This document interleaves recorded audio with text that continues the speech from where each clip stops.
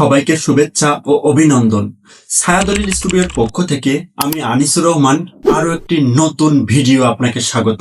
আজ আমরা কথা বলবো এমন একজন মানুষকে নিয়ে যিনি বাংলাদেশের সংসদীয় ইতিহাসে এক অনন্য উচ্চতায় পৌঁছেছেন। হ্যাঁ, আমি কথা বলছি অগ্নি মশাল খ্যাত নেত্রী ব্যারিস্টার রুমিন ফারহানাকে নিয়ে। রুমিন ফারহানা 1981 সালের 19 আগস্ট ব্রাহ্মণবাড়িয়া জেলার বিজয়নগর উপজেলার ইসলামপুরে জন্মগ্রহণ করেন। পিতা ওলি আহাদ, তার বাবা ছিলেন স্বাধীনতা পদকপ্রাপ্ত ভাষা সৈনিক এবং বর্ষিয়ান রাজনীতিবিদ ওলি আহাদ, তিনি 19 বছর কারাবরণ করেছিলেন। রুমিন ছোটবেলা থেকেই বাবার সেই সংগ্রাম আর ত্যাগের পরিবেশ দেখেই বড় হন। তার মা রাশিদা বেগম ছিলেন একজন আদর্শ শিক্ষক। মায়ের কাছ থেকেই তিনি পেয়েছেন ধৈর্য এবং শিক্ষার প্রতি অদম্য অনুরাগ। রুমিন ফারহানা একজন মেধাবী শিক্ষার্থী ছিলেন। রাজধানীর ঐতিহ্যবাহী হলিক্রজ স্কুল থেকে মাধ্যমিক এবং ভিকারুন্নেসা নূন স্কুল অ্যান্ড কলেজ থেকে উচ্চ মাধ্যমিক সম্পন্ন করেন। পরবর্তীতে তিনি লন্ডন বিশ্ববিদ্যালয় থেকে আইন বিভাগে স্নাতক সম্পন্ন করেন এবং লন্ডনের বিখ্যাত লিঙ্কিন্স থেকে ব্যারিস্টারি আর্ট ল ডিগ্রি অর্জন করেন। 2012 সালে তিনি সরাসরি বিএনপির রাজনীতিতে যুক্ত হন। 2012-13 সালে তিনি বিএনপির আন্তর্জাতিক বিষয়ক উইং এর সদস্য হন। 2019 সালের সংরক্ষিত আসন একাদশ জাতীয় সংসদ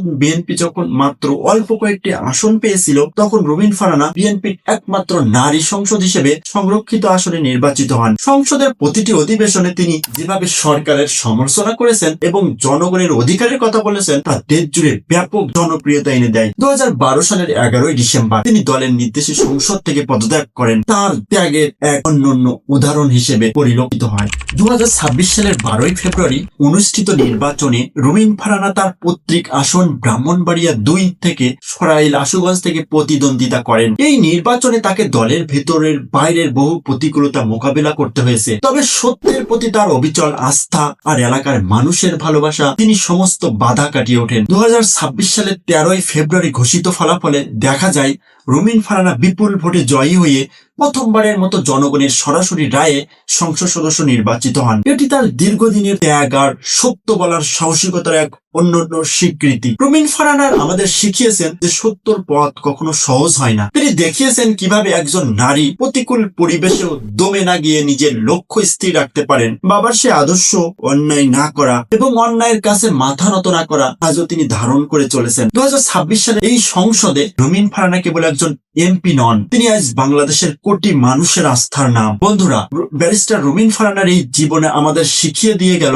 রাজনীতি মানে কেবল ক্ষমতা নয়, রাজনীতি মানে হলো ত্যাগের এক অগ্নি পরীক্ষা। 2026-এর বিজয় কেবল তার একার নয়, এটি বাংলাদেশের প্রতিটি মুক্তিকামী মানুষের বিজয়। ব্যারিস্টার রুমিন ফারহানা প্রমাণ করেছেন আদর্শের মৃত্যু নেই। আমরা বিশ্বাস করি তার এই লড়াকু জীবন আগামী দিনে হাজারো রুমিন ফারহানা তৈরি করবে এই দেশের মাটিতে। আমি আনিসুর রহমান ছায়াদলিল স্টুডিওর পক্ষ থেকে আজকের মতো বিদায় নিচ্ছি। আমাদের এই গল্পটি যদি আপনার ভালো লেগে থাকে এবং আপনাদের মনে সাহসের সঞ্চার করে থাকে, তবে ভিডিওটি সবার মাঝে ছড়িয়ে দিন। ভবিষ্যতে আরো জীবন ঘনিষ্ঠ অনুপ্রেরণামূলক ভিডিও নিয়ে আমি আবারও হাজির হব আপনাদের সামনে। ততক্ষণ পর্যন্ত ভালো থাকুন, সুস্থ থাকুন এবং সত্যের পথে অবিচল থাকুন। আল্লাহ হাফেজ।